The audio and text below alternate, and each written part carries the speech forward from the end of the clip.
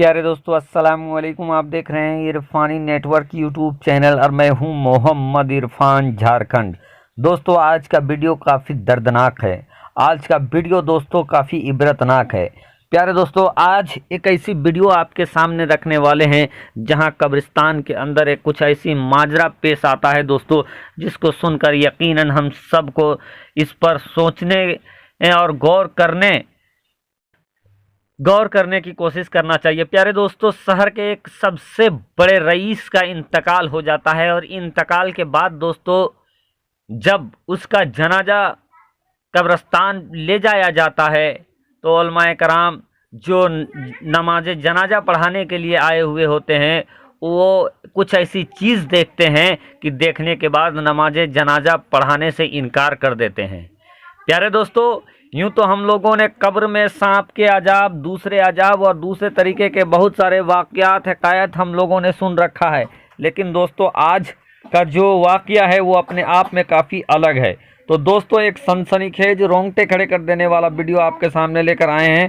तो उससे पहले कि वीडियो का आगाज़ करें, आपसे अदबन गुजारिश करना चाहेंगे, अगर आप पहली बार मेरे यूट्यूब चैनल इरफानी नेटवर्क में विजिट कर रहे हैं तो जल्दी से मेरे चैनल को कर लीजिए सब्सक्राइब, साथ ही साथ बेल के बटन को ऑन कर दें और ऑल नोटिफिकेशन के ऑप्शन को दबा लें ताकि आने वाला हर वीडियो सबसे पहले आप तक पहुंच सके। प्यारे दोस्तों, एक शहर में एक रईस इंसान रहा करता था।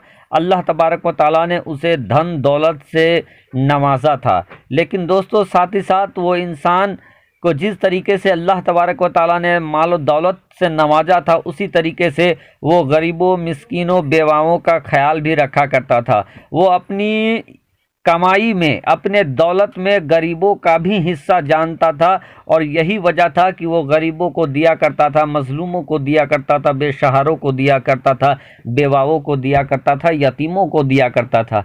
लेकिन दोस्तों उसी का एक फर्जंद, उसी का एक बेटा था जो कि काफ़ी नामुराद था। दोस्तों उसका बेटा काफ़ी कंजूस, काफ़ी एक गलत कामों में पैसा खर्च करने वाला लड़का था। साथ ही साथ दोस्तों गरीबों, यतीमों, बेवाओं की जरा सा भी वो केयर नहीं करता था, ख्याल नहीं करता था। प्यारे दोस्तों, वो अमीर आदमी लाख कोशिश करता रहा कि किसी तरीके से अपने बेटे को सही रास्ते पे लाए, लेकिन उसका बेटा लापरवाही और गलत कामों में मुलविस रहा करता था।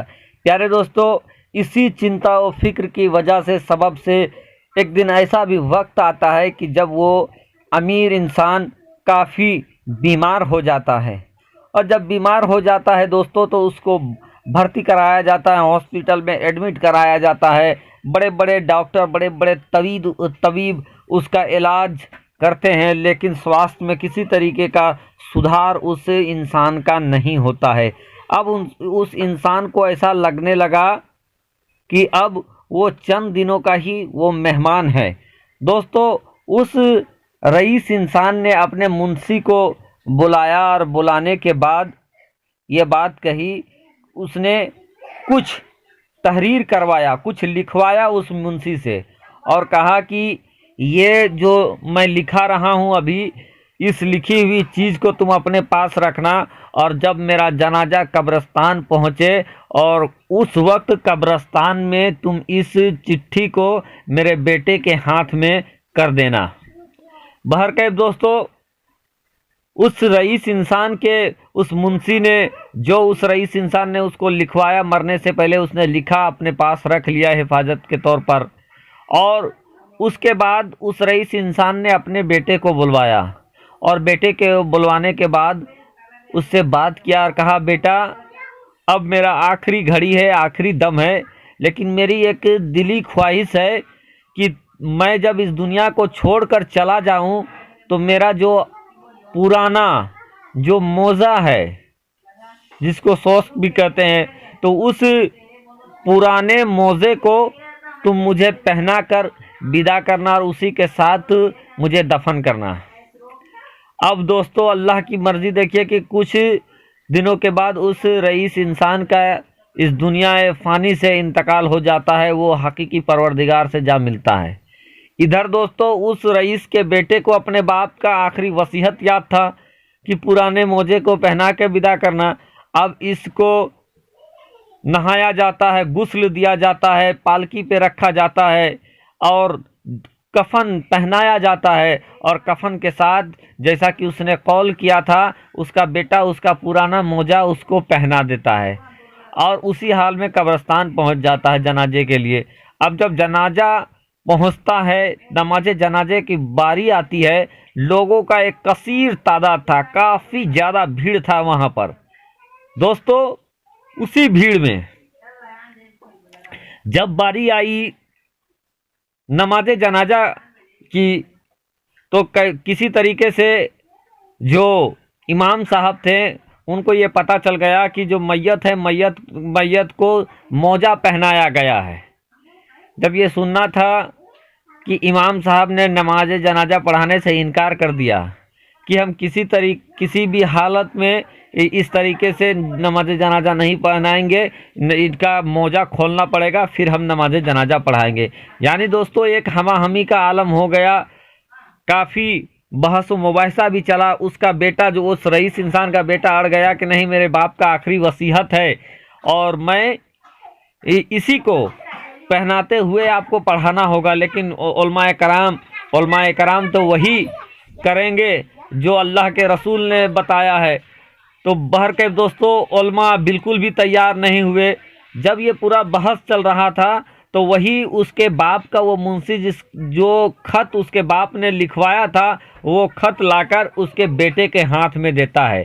अब वो खत उसका बेटा खोलता है उस जगह पर, तो उस रईस इंसान ने अपने बेटे को ये लिखा था कि बेटा, जबकि मेरा जनाजा यहाँ रखा हुआ है और मैं अपने वक्त का और इस शहर का सबसे रईस, सबसे मालदार आदमी हूँ, लेकिन तुम देख लो कि मैं जब दुनिया को छोड़कर जा रहा हूँ तो मेरे साथ लोग पुराना मोजा तक जाने नहीं दे रहे हैं। पुराना मोजा उतरवा कर नमाज जनाजा पढ़ाने को कह रहे हैं। यानी जो कुछ भी है वो सारा कुछ यहीं धरा का धरा रह जाएगा, साथ कुछ भी नहीं जाएगा।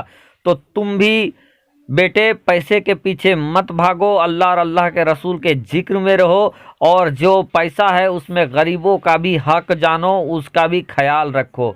दोस्तों ये बात उस अमीरजादे के दिल में लग जाती है। बहरकैफ उसका मोजा उतारा जाता है, नमाज जनाजा होता है, उसको तदफीन कर दिया जाता है। इधर दोस्तों वो जो अड़ियल इंसान था, वो जो घमंड में चूर रहा करता था, अब उस इंसान को उसके बाप का वो खत इस तरह असर करता है कि उसने सारी दौलत को दोस्तों, एक घर छोड़कर सारी दौलत अल्लाह और अल्लाह के रसूल के राह में खर्च कर देता है। प्यारे दोस्तों